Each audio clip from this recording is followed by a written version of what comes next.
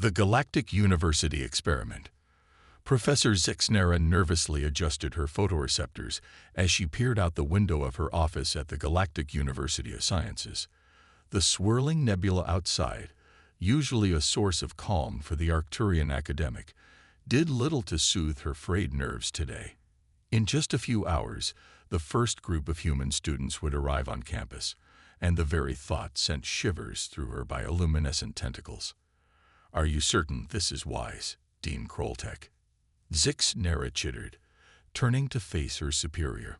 The dean, a towering vexillion with iridescent scales, was busy sorting through a stack of holographic admission files. Kroltek's scales shifted to a thoughtful blue. "The Board of Regents believes it's time we diversify our student body, Zixnera. Humans may come from what we classify as a death world, but their unique perspective could prove invaluable to our research." Zixnera's tentacles twisted in worry. "But they're so fragile and reckless. Have you seen the reports from their home planet? They willingly jump out of perfectly functional aircraft for entertainment." The dean chuckled, a sound like rustling leaves. "Ah yes, skydiving. I believe they call it. Fascinating hobby. Really. But remember, Professor, it's precisely this ability to thrive in extreme conditions that makes them interesting subjects of study." Before Zixnera could voice further protests, a loud klaxon sounded throughout the campus. The human transport had arrived. As they made their way to the docking bay, Zixnera couldn't help but notice the mixture of excitement and trepidation among the alien students and faculty. Many had never seen a human in person before, their knowledge limited to exaggerated tales and grainy holographic broadcasts. The airlock hissed open, and out stepped the first human student. Zixnera's tentacles curled in surprise. The human was smaller than she'd expected, with a mop of colorful hair and a wide grin that exposed alarmingly sharp teeth. "Sup, everyone. I'm Alex. Thanks for having us," the human called out, voice booming in the cavernous docking bay. Several alien students instinctively activated their defensive shields. Dean Kroltek stepped forward, scales shimmering in a welcoming pattern. "Welcome to the Galactic University of Sciences, Alex. We're honored to have you and your fellow humans join us this semester." As the rest of the human students disembarked, Zixnera observed them with a mixture of fascination and horror. They seemed oblivious to the potential dangers around them, casually leaning against delicate equipment and peering curiously at the pulsating energy conduits that lined the walls.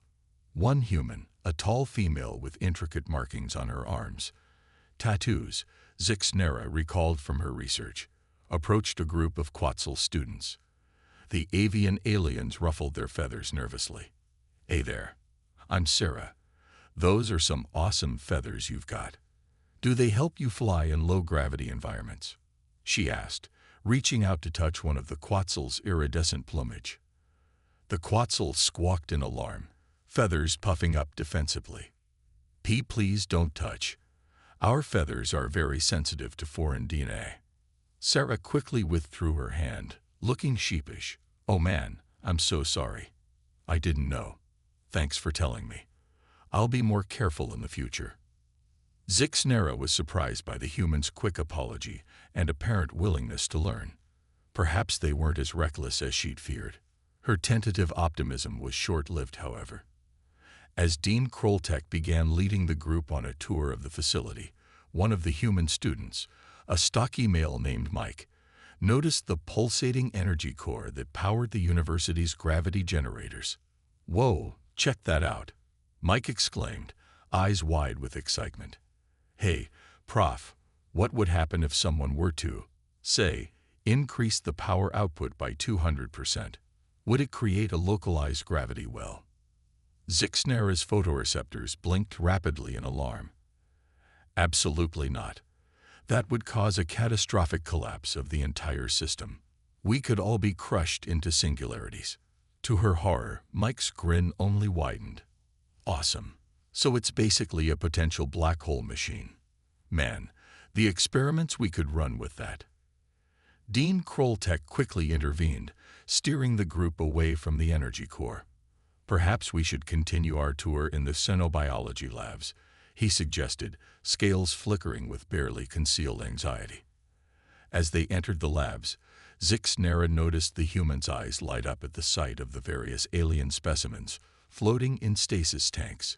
She braced herself for more dangerous questions, but to her surprise, the humans asked thoughtful, insightful questions about the creature's biology and evolutionary paths. One human, a quiet female named Yuki, spent several minutes in deep conversation with a hive mind collective housed in a nutrient bath.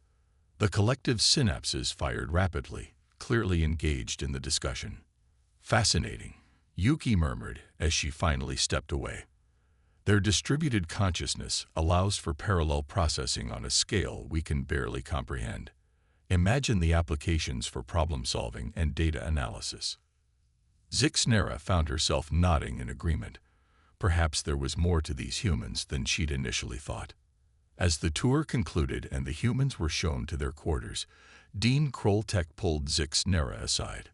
"Well, Professor, what are your thoughts now that you've met our new students?" Zixnera's tentacles writhed in a complex pattern of uncertainty. "They're not what I expected," she admitted. "They show a genuine curiosity and eagerness to learn, but their casual attitude towards potentially fatal situations is deeply concerning." Kroltek's scales shimmered with amusement. "Indeed, it seems we have much to learn from each other. Your job, Professor Zixnera, will be to channel that curiosity and enthusiasm into productive avenues of study, while keeping our university intact." As if to punctuate the dean's words, a loud explosion echoed from the direction of the human quarters, followed by excited whoops and cheers. Zixnera's photoreceptors drooped in resignation. It was going to be a very long semester. That night, as she reviewed the course materials for her upcoming Introduction to Multidimensional Physics class, Zixnera couldn't shake the feeling that she was woefully unprepared for the challenges that lay ahead. How does one teach beings who viewed the laws of physics as mere suggestions? She pulled up the personnel file of Alex, the first human she'd met. The image showed the young human grinning widely, giving a thumbs-up gesture next to the smoking remains of what appeared to be a homemade rocket. The file noted Alex's particular interest in pushing the boundaries of known science and hands-on experimentation. Zixnera's tentacles curled in worry. She'd have to keep a close eye on that one. As she continued scrolling through the files, she noticed a pattern emerging. Each human student seemed to have a history of what their species termed extracurricular activities, pursuits that often involved dangerous stunts or questionable experiments. Sarah, the tattoo-adorned student, had apparently spent a gap year free climbing the ice cliffs of Europa. Mike's file mentioned his hobby of extreme cave diving in underground lava tubes. Even the quiet Yuki had an interesting background. Her file noted that she'd once hacked into her planet's defense grid just to see if she could. The fact that this was listed as an achievement rather than a criminal offense boggled Zixnera's mind. A soft chime from her communication device interrupted her musings. It was a message from Dean Kroltek. "Emergency faculty meeting tomorrow at first light. Topic: implementing new safety protocols for human students. Bring ideas and, if possible, indestructible lab equipment." Zixnera's photoreceptors blinked rapidly as she read the message. She glanced out her window at the swirling nebula beyond, its chaotic beauty suddenly seeming like an apt metaphor for the situation at hand.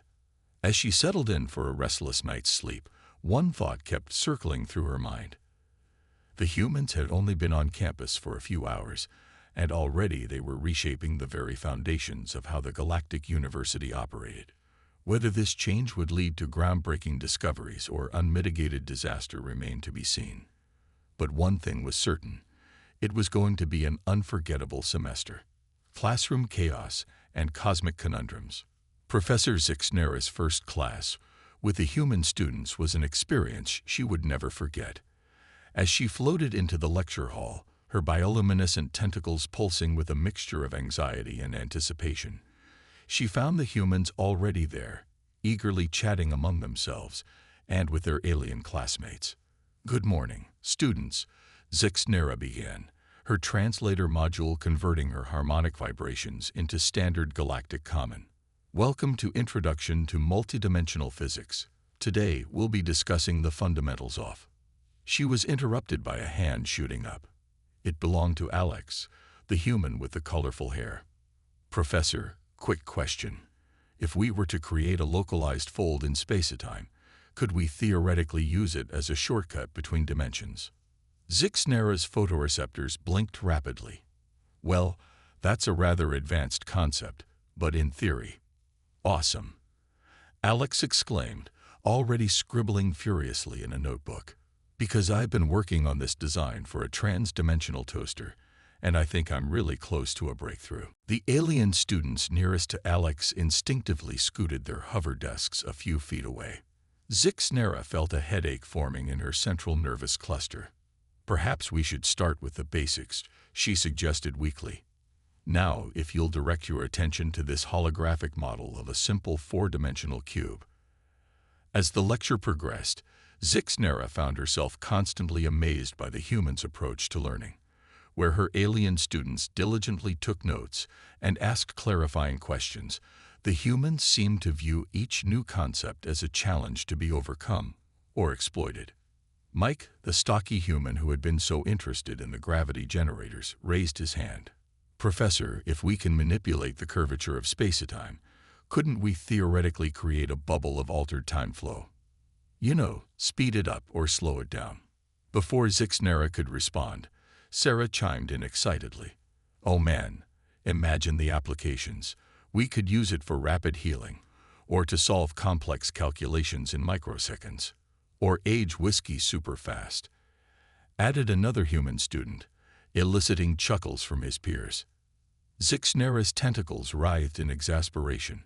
While such manipulations are theoretically possible, they're incredibly dangerous and unpredictable. The energy requirements alone would be. I bet we could juice it up with a couple of antimatter reactors, Mike mused, already sketching out a rough design. The Quetzal students in the back row let out a collective squawk of terror at the casual mention of antimatter. Zixnera quickly moved to reassure them. There will be no unauthorized experiments with antimatter or temporal manipulation, she said firmly. Now let's return to our discussion of dimensional folding in non-Euclidean spaces. As the class continued, Zixnera found herself constantly amazed by the human's ability to grasp complex concepts quickly, and immediately think of ways to push those concepts to their absolute limits. It was simultaneously thrilling and terrifying. Yuki, the quiet human who had conversed with the Hive Mind Collective, raised her hand. Professor, I've been thinking about the implications of quantum entanglement across multiple dimensions. Could we potentially use it as a form of faster-than-light communication? Zixnera's photoreceptors brightened with interest. An intriguing question, Yuki. The current scientific consensus is that quantum entanglement cannot be used to transmit information faster than light, but there are still many mysteries surrounding the phenomenon. Yuki nodded thoughtfully. I wonder if we could set up an experiment to test the limits of entanglement across dimensional boundaries, maybe using tachyons as a medium. The class erupted into excited discussion, with humans and aliens alike proposing increasingly complex and potentially hazardous experiments. Zixnera found herself struggling to keep up with the rapid-fire exchange of ideas. As the lecture drew to a close, Zixnera felt a mix of exhaustion and exhilaration. The humans' boundless enthusiasm and creativity were infectious, but their cavalier attitude towards safety protocols was deeply concerning. Remember, students, she called out as they began to file out of the classroom. All experiments must be approved by the faculty before being conducted. Safety first. The humans nodded obediently, but the gleam in their eyes told Zixnera that her words had fallen on deaf ears. She made a mental note to double-check the locks on the antimatter storage facility. Later that day, as Zixnera was reviewing her notes in the faculty lounge, Dean Kroltek slithered in, his scales a turbulent mix of colors. "How was your first class with the humans?" he asked, pouring himself a cup of nutrient slurry. Zixnera's tentacles twisted in a gesture of bemused exhaustion. It was illuminating. Their grasp of theoretical concepts is impressive, but their eagerness to immediately apply those concepts in potentially catastrophic ways is alarming. Kroltek's scales shimmered with amusement. Yes, I've been hearing similar reports from other faculty members. Professor Gloop in the Xenobiology department tells me that one of the humans, Sarah, I believe, asked if she could volunteer to be temporarily transformed into a gelatinous life form just to see what it feels like.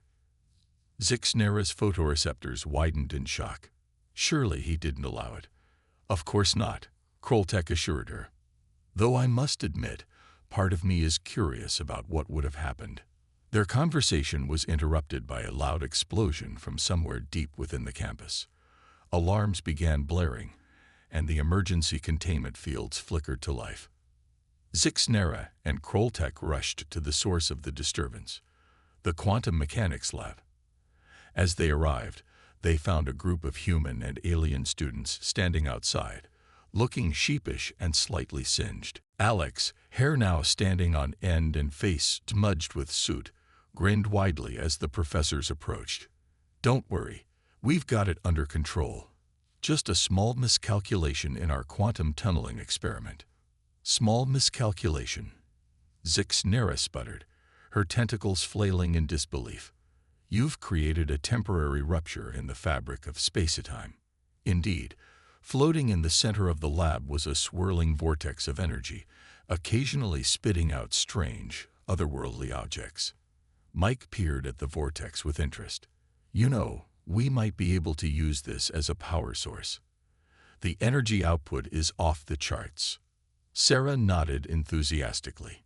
"And think of the research possibilities. We could send probes into other dimensions." As the humans excitedly discussed the potential applications of their near catastrophe, Zixnera turned to Dean Kroltek in desperation. "Dean, we need to implement stricter safety protocols immediately. At this rate, they'll tear apart the very fabric of the universe before the semester is over." Kroltek's scales had settled into a pattern that Zixnera recognized as resigned amusement. Perhaps, he mused, watching as Yuki calmly explained to a group of terrified alien students how they might go about closing the dimensional rift. Or perhaps they'll revolutionize our understanding of the cosmos. As the cleanup efforts began, with humans eagerly volunteering to help contain the anomaly they'd created, Zixnera couldn't help but feel a twinge of excitement beneath her exasperation. These humans, with their reckless brilliance and boundless enthusiasm, were unlike any students she'd ever encountered. The semester was still young, and Zixnera had a feeling that this was only the beginning of the chaos and the wonders that lay ahead. As she watched Alex sketch out plans for containing and studying the dimensional rift, she made a mental note to start keeping a journal. Something told her that the events unfolding at the Galactic University of Sciences were going to be remembered for generations to come. Whether that remembrance would be as a cautionary tale or as the dawn of a new era of scientific discovery remained to be seen. But one thing was certain. With humans in the mix, it was bound to be one hell of a ride. Field trip fiasco. As the semester progressed at the Galactic University of Sciences, Professor Zixnera found herself adapting to the unique challenges posed by her human students. Their boundless enthusiasm and creative approach to problem-solving had led to both groundbreaking discoveries and several near catastrophes. But nothing could have prepared her for the events that unfolded during what was supposed to be a routine field trip. The idea had come from Dean Kroltek himself. A practical, hands-on experience might help channel some of that human energy into more controlled environments, he had suggested, his scales shimmering with hope. And so, on a crisp galactic morning, Zixnera found herself herding a group of excited students onto a research vessel bound for the nearby Nexus Nebula. The swirling gases and newborn stars of the nebula offered a perfect opportunity to study astrophysics up close. "Remember," Zixnera cautioned as the ship prepared for departure, "this is purely an observational mission. No experiments, no sample collection, and absolutely no attempts to surf solar flares or lasso a neutron star. She directed this last comment specifically at Mike and Sarah, who looked slightly disappointed. The journey to the nebula was uneventful, filled with excited chatter from the students as they peered out the viewports at the passing celestial bodies. Even Zixnera found herself caught up in the sense of wonder, her tentacles gently pulsing with bioluminescent excitement. As they approached the outer fringes of the Nexus Nebula, the ship's sensors began picking up unusual readings. Zixnera floated over to the control panel, her photoreceptors narrowing in concentration. "That's odd," she murmured. "These energy signatures don't match any known phenomena in the nebula." Alex, who had been eagerly watching the sensor readouts, piped up. "Hey, Prof, those patterns look kind of like the quantum fluctuations we saw in the lab last week. You know, right before we accidentally created that mini black hole." Zixnera's tentacles twisted in alarm. "That's impossible. The energy required to produce such fluctuations on this scale would be..." She trailed off as the ship suddenly lurched, caught in an invisible grip. Outside the viewports, the serene beauty of the nebula was rapidly replaced by a swirling maelstrom of energy. "We're being pulled into some kind of spatial anomaly," the Zygonian pilot called out, his exoskeleton clicking frantically as he tried to regain control of the ship. Panic erupted among the students. The Quetzal twins huddled together, their feathers puffed out in fear. A group of Medusan students began to crystallize, their natural defense mechanism kicking in. To Zixnera's surprise, it was the humans who remained calm. In fact, they looked downright excited. "Spatial anomaly. Awesome," Mike exclaimed, rushing to one of the computer terminals. "Hey Yuki, help me analyze these readings. Maybe we can figure out what's causing this." Yuki was already there, her fingers flying over the holographic interface. On it. "Sarah, can you check the ship's structural integrity? We might need to reinforce the hull if these gravitational forces increase." Sarah nodded, immediately heading to the engineering bay. Alex, meanwhile, had pulled out a notebook and was scribbling furiously, occasionally glancing out the viewport at the chaotic energy storm surrounding them. "Professor," Alex called out, "I think I have an idea. If we can modify the ship's deflector shields to emit a reverse tachyon pulse, we might be able to create a bubble of normal space around us." Zixnera's photoreceptors blinked rapidly. "That's actually not a terrible idea, but the power requirements would be enormous." "We can reroute power from non-essential systems," Yuki suggested, already bringing up the ship's schematics. "Life support, artificial gravity, the cafeteria's molecular gastronomy synthesizer. I'll help with the shield modifications," offered Tzorp, a Vulcanian student whose species was known for their engineering prowess. "But we'll need to act fast. The structural integrity field is already at 60% and dropping." As the humans and their alien classmates sprang into action, Zixnera found herself marveling at their ability to work together under pressure. Even the previously panicked students were now pitching in, following the humans' lead. With Yuki coordinating from the bridge, Mike and Tzorp in engineering, and Sarah overseeing the power redistribution, they managed to implement Alex's plan in record time. Just as the ship's hull began to buckle under the strain, a shimmering bubble of energy enveloped the vessel. The effect was immediate. The violent turbulence ceased, and through the viewports, they could see the swirling chaos of the anomaly held at bay by their makeshift shield. "It worked," Alex shouted triumphantly. "We've created..." As they began the journey back to the university, the students were already excitedly discussing the scientific papers they could write about their experience. Alex was sketching out plans for a device to artificially recreate the anomaly, under controlled conditions, of course, while Mike and Sarah debated the potential applications of the new form of energy they had discovered. Zixnera realized that her perspective on these strange, wonderful beings from Earth had fundamentally shifted. Yes, they were still reckless, still prone to leaping before they looked. But they were also resourceful, adaptable, and possessed of a unique ability to thrive in the face of adversity. As she settled in for the ride home, Already dreading the report she would have to give to Dean Kroltek, Zixnera couldn't help but feel a twinge of excitement. Who knew what other wonders and challenges awaited them in the days to come? One thing was certain: life at the Galactic University of Sciences would never be the same again. The Great Debate. The news of the Nexus Nebula incident spread through the Galactic University of Sciences like a shockwave. While many hailed the human students as heroes for their quick thinking and innovative solution, others saw the event as proof that these Deathworlders were too dangerous to be allowed in such a prestigious institution. It was against this backdrop of growing controversy that Dean Kroltek called for an emergency meeting of the university board. As the highest-ranking officials of various galactic species filed into the Grand Assembly Hall, the tension in the air was palpable. Professor Zixnera floated nervously at the edge of the gathered crowd, her tentacles twisting with anxiety. She had spent the past few days furiously writing reports and answering questions about the field trip fiasco. Now it seemed the fate of the human exchange program would be decided. Dean Kroltek's scales shimmered a somber blue as he called the meeting to order.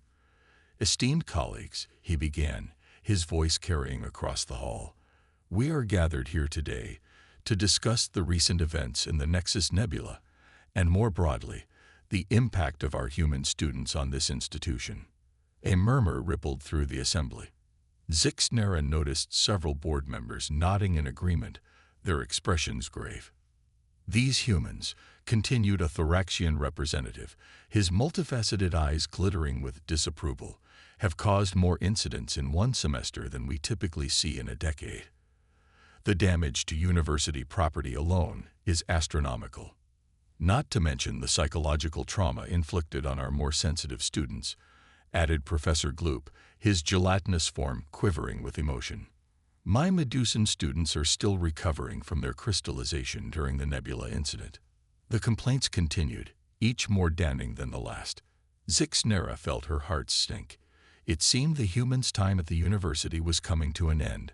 Just as Dean Kroltek was about to call for a vote on the matter, the doors to the assembly hall burst open. Alex strode in, followed closely by the other human students and a diverse group of their alien classmates. "Sorry we're late," Alex announced, seemingly oblivious to the shocked stares of the board members. "We heard you were talking about us and thought we should probably be here." Dean Kroltek's scales flickered in surprise. "This is a closed meeting. You cannot simply—" "Actually," interrupted Yuki, holding up a datapad. "According to the University Charter, Section 7, Subsection 3, Paragraph 2, any student body facing potential expulsion or program termination has the right to representation at the deliberation proceedings." The board members exchanged uneasy glances. It was clear they hadn't expected the humans to be so well-versed in university regulations. Seizing the moment of hesitation, Mike stepped forward. "Look, we know we've caused some disruptions, but we've also made some pretty amazing discoveries, right? Like the new form of energy we found in the Nexus Nebula." Sarah nodded enthusiastically. "We've already started working on potential applications. Imagine clean, nearly limitless power for entire star systems. And let's not forget the advancements in multidimensional physics," added Alex. "Our reckless experiments have pushed the boundaries of what we thought was possible." As the humans continued to make their case, Zixnera noticed a shift in the atmosphere of the room. Many of the board members were leaning forward, their expressions changing from skepticism to interest. Tzorp, the Vulcanian student, spoke up next.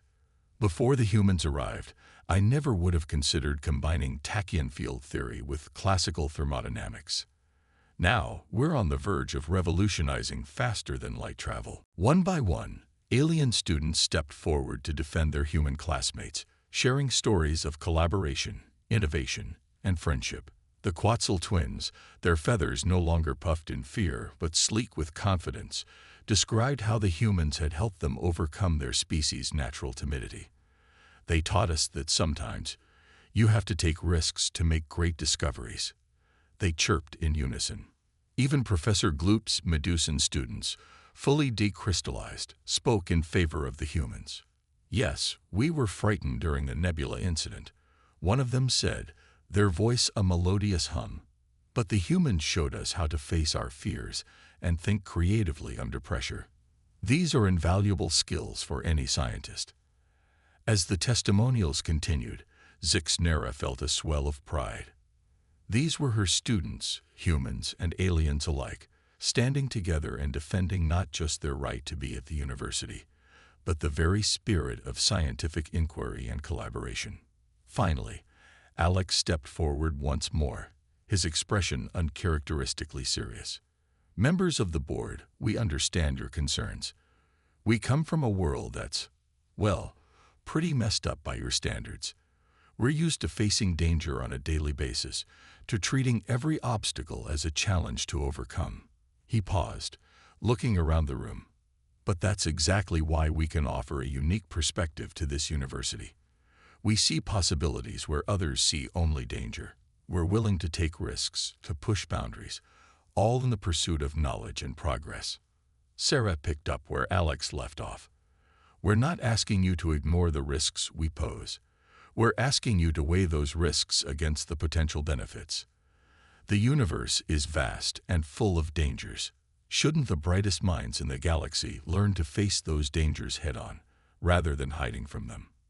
A hush fell over the assembly hall as the board members considered the human's words. Zixnera held her breath, her tentacles coiled tightly in anticipation. After what felt like an eternity, Dean Kroltek spoke. "You've given us much to think about," he said, his scales shimmering with a complex mix of emotions. Perhaps we have been too hasty in our judgment." He turned to the rest of the board. "I propose we put this matter to a vote. But not just among ourselves. Let us include the voices of the students and faculty who have worked alongside these humans. After all, are they not the ones best positioned to judge the true impact of this program?" The board members muttered among themselves, but eventually agreed. As impromptu voting stations were set up, Zixnera found herself approached by a group of her students, both human and alien. "Professor," Yuki said softly, "we wanted to thank you for everything you've done for us this semester. We know we haven't made things easy for you." Zixnera's photoreceptors blinked rapidly, overwhelmed by emotion. "You've certainly kept me on my tentacles," she admitted, "but I've learned as much from you as you have from me. Perhaps more." As the votes were tallied, the atmosphere in the hall was electric with anticipation. Finally, Dean Kroltek stepped forward to announce the results. By a significant majority, he declared, his scales shimmering with what Zixnera recognized as a mix of relief and excitement. "The vote is in favor of continuing and expanding the human exchange program." The hall erupted in cheers. Humans and aliens alike embraced, their joy transcending the boundaries of species and culture. As the celebration continued around her, Zixnera felt a profound sense of hope for the future. These humans, with their reckless brilliance and indomitable spirit, had not only earned their place at the Galactic University of Sciences, they had reminded everyone present of the true purpose of scientific exploration. The path ahead would undoubtedly be filled with challenges, perhaps even dangers. But as she watched her students, human and alien alike, celebrate together, Zixnera knew that they would face whatever came next with courage, creativity, and an unshakable spirit of collaboration. The universe, it seemed, had better prepare itself. The next generation of galactic scientists was ready to take on whatever mysteries and marvels awaited them among the stars. A new understanding.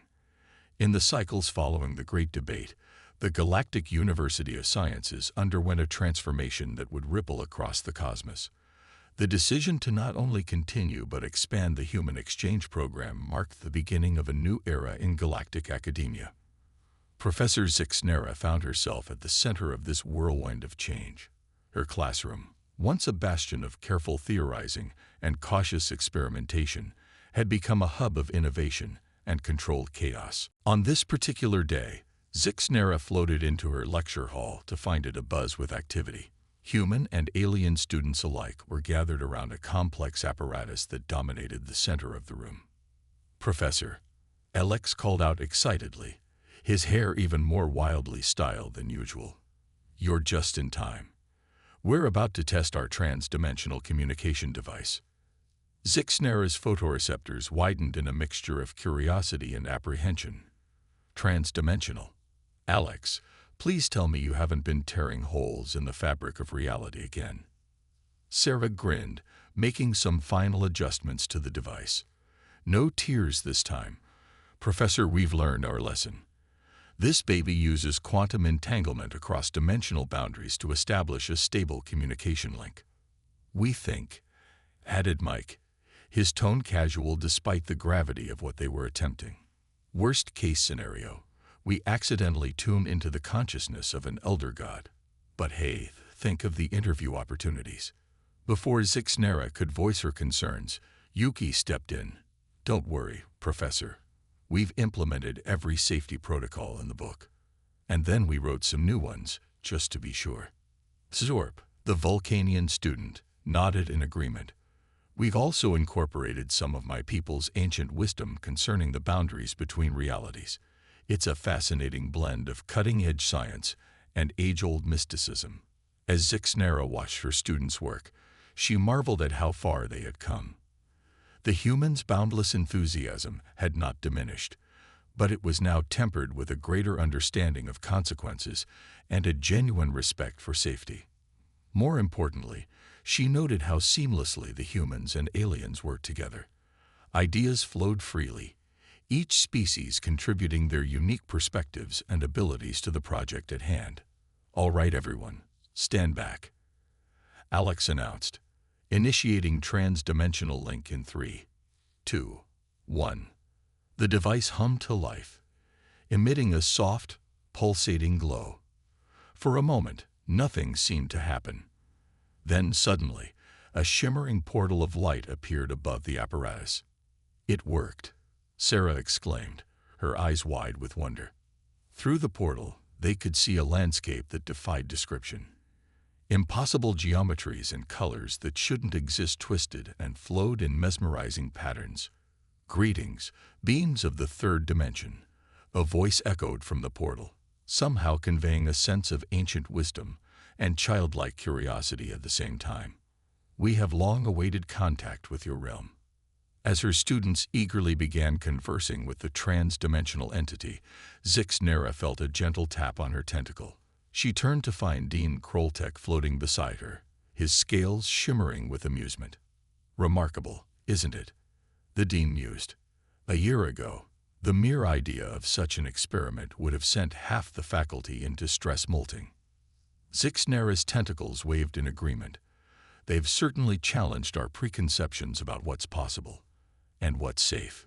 Kroltek's scales shifted to a pattern of deep appreciation. "You've done an outstanding job guiding them, Professor. Your ability to channel their chaotic energy into productive avenues has not gone unnoticed." Before Zixnera could respond, a commotion from the trans-dimensional portal drew their attention.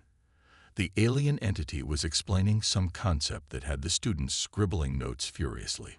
"And that's how we solved the problem of entropy in our universe," the entity was saying.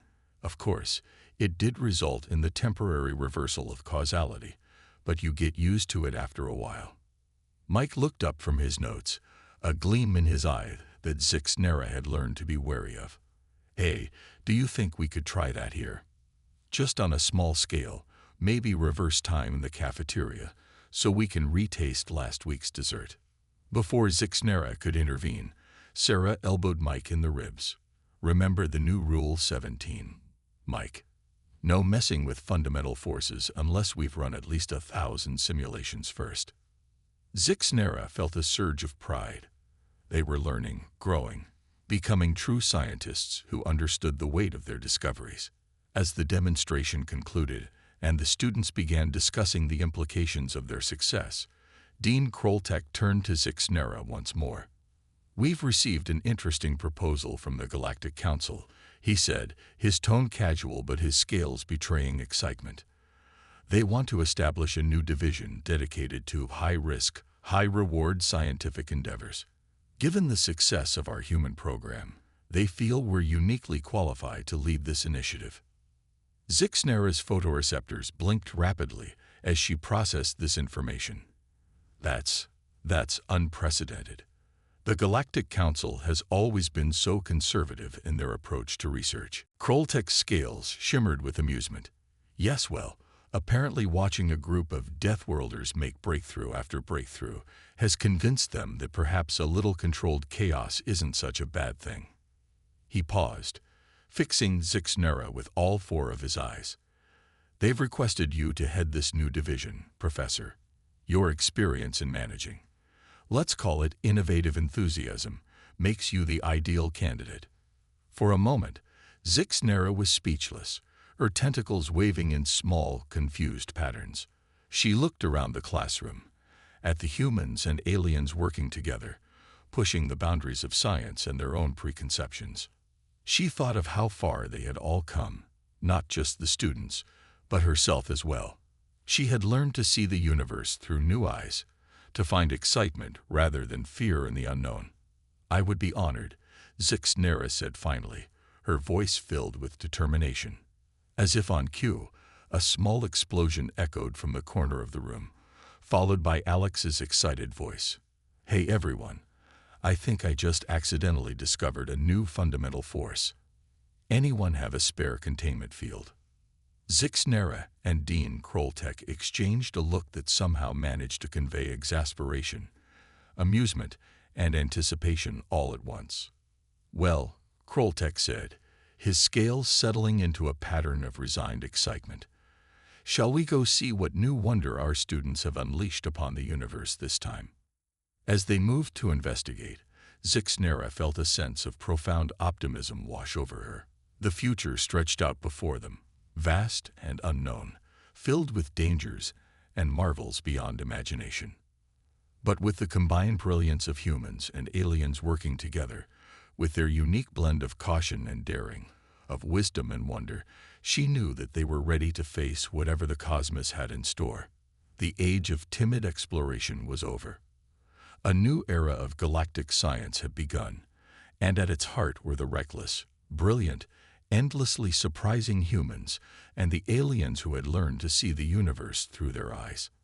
As she helped Alex contain his newly discovered fundamental force, which seemed to have the peculiar effect of turning everything it touched a vibrant shade of plaid, Zixnera couldn't help but feel that the greatest discoveries and adventures were yet to come. The universe, vast and mysterious as it was, had better watch out. The graduates of the Galactic University of Sciences were coming, and they were ready to unravel its secrets, one mind-bending experiment at a time.